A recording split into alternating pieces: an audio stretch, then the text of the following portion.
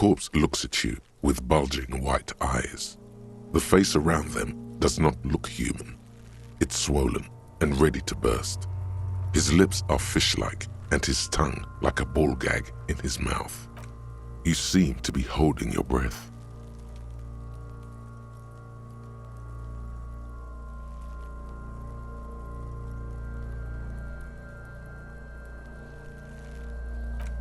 A cargo belt twists his neck at an unnatural angle. The body below appears stiff. It's letting out an ungodly rot. As you breathe in, the odor comes over you. It's a smell of the mind telling you to run, and your stomach to wring itself empty. With your hands at your sides and your eyes squinting, you stand in it. The man before you is naked, but for a pair of underpants and enameled boots. His skin is greenish, marbled with decaying veins and blotched by lividity. A fading web of tattoos covers his chest and shoulders. The cargo belt used to fasten him to the branch above appears industrial in strength. An intricate web of blue lines stretches across the torso, from the right shoulder to the solar plexus. Each time they intersect, a small white star is formed in their crossing. Hundreds of fading asterisks riddle his skin. Their concentration is highest around his heart.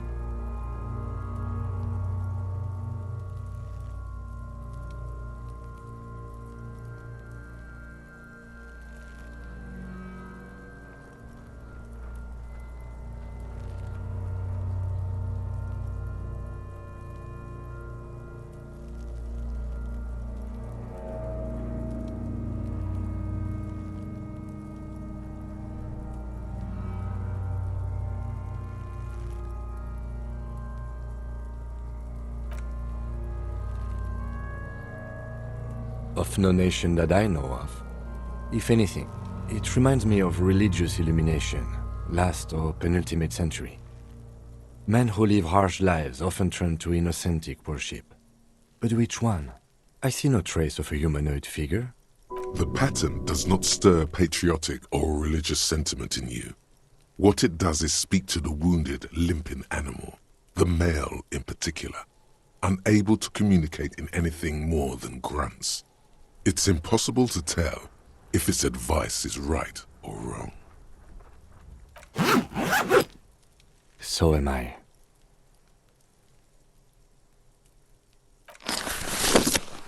He takes a thin piece of milled aluminium from his coat pocket and pulls it open. Sounds like a sword being unsheathed. A small lens appears, some sort of camera. Kuno? What the fuck is that? An instant color camera.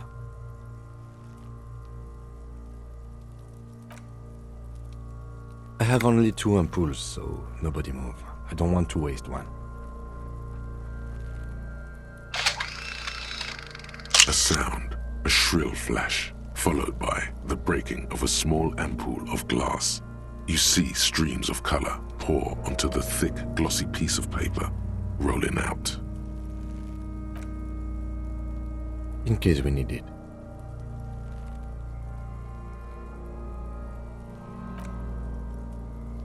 Yes, it is pretty cool, isn't it?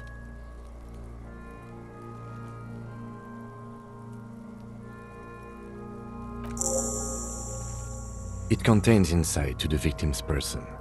By his build, I'd say this was a man of physical violence. The story he wanted his body to tell was important to him. It is his letter, to us. Someone should decipher it. We'll need to show it around.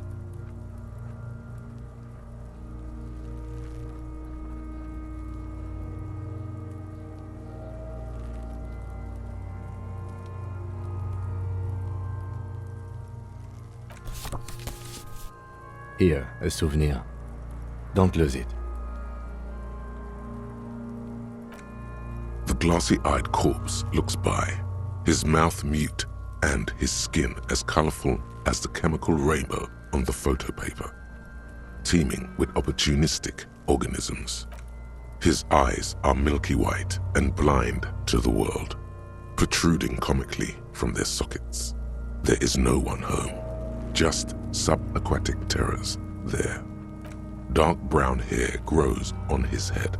His face is ready to explode from the organic processes inside. The death's head grin has passed. What remains is an unrecognizable mess.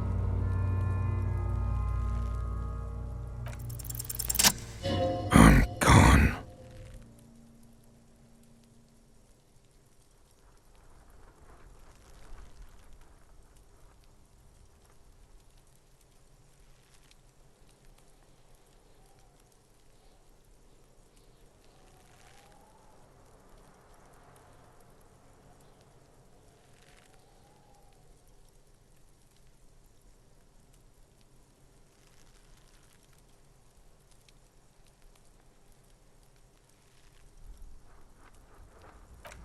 I'm a joke. Look at me.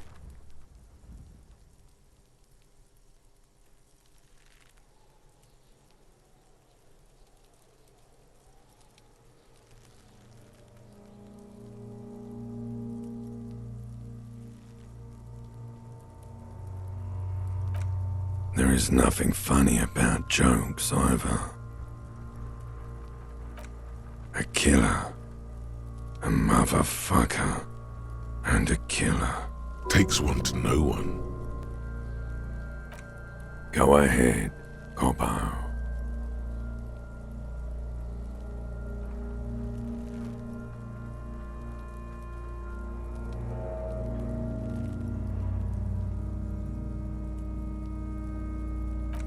What do you mean?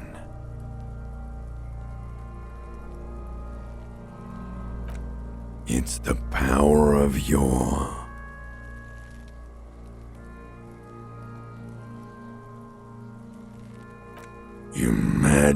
imagination. Go ahead. Ask me more questions. You fucking love questions.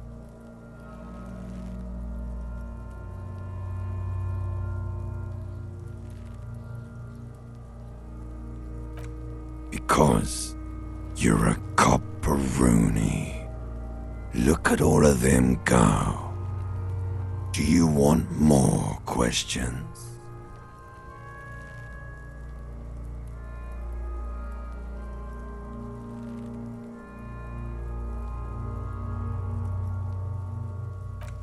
Here you go, you loony.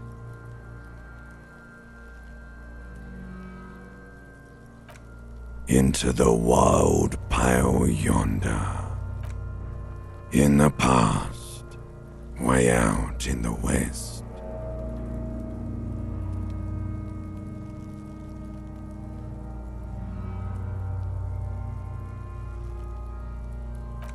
Because you have.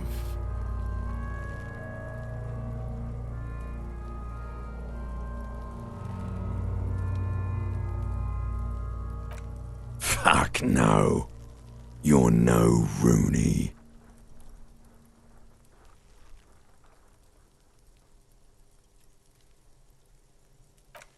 Between you and me, your name is probably Harry.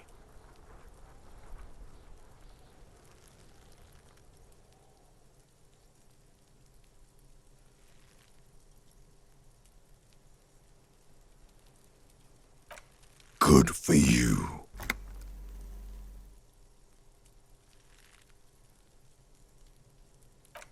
Do I remind you of someone? A child born with Muller's disease, harlequinism, grown up miraculously.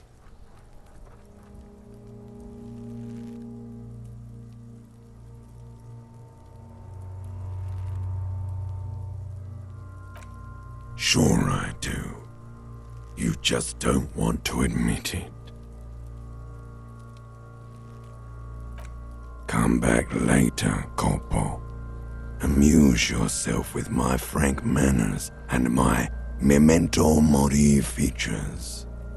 If possible, also See me in your dreams.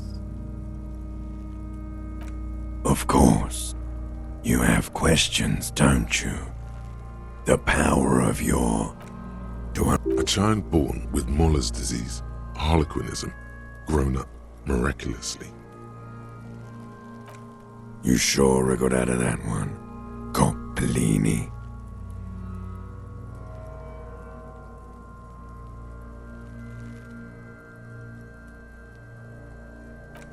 Come back later, Coppo. Amuse yourself with my frank manners and my memento mori features. The material appears to be ceramic. Its clean white stands in stark contrast to the decaying flesh above the knee. The man wore thick polymer socks, probably for padding. A fine array of interlocking plates covers them. Delicate and fragile, they feel alien to the world around you, out of place somehow. These are clearly not boots. They're armor, possibly part of a larger set.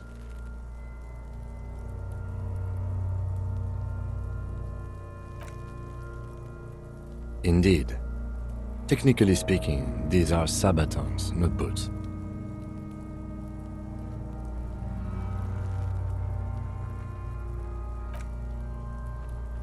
Ceramic plate. Zirconium dioxide, most likely. This is where the make would be. Under the heel. Fair weather. Fair weather model T500 VE. I'm guessing that's vitreous enamel. This is advanced stuff.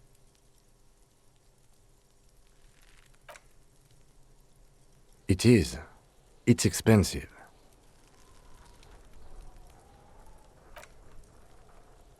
We've requested similar material for our tactical units for years now. The constabularies deemed it too costly. In that time, we've lost 6 men to semi-automatics. For a full set, about 4 years of wages. For the northwest region of Revachol, an officer's average yearly income is 5,500 real, unadjusted for rank.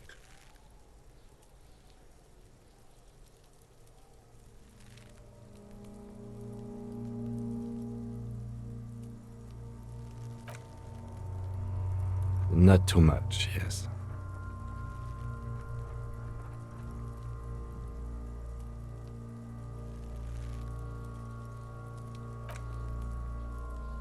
It's a sorry situation, I agree.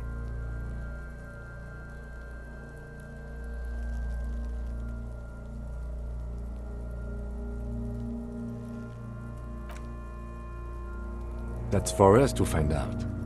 My initial report on the area suggests he was a security guard for the harbor company, but that's just hearsay. I agree. This equipment is way beyond what a guard can afford.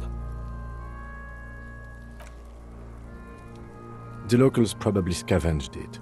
It would be odd if he had more on after 7 days. We should keep a lookout for these pieces. The armor could yield information. Maybe he'll know something. If you wear those pieces, it will help me protect your mortal coil.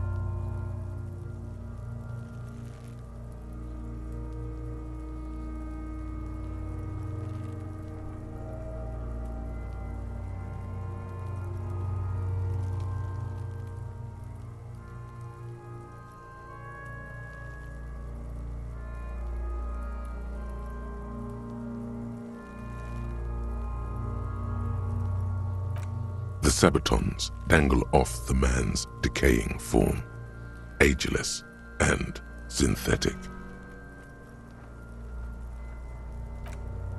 A small bell-like sound fills the air, like tapping on the side of a porcelain cup. It's anything but. This material is a kinetic redistributor. It spreads kinetic energy horizontally, from plate to plate, dissipating it entirely. See?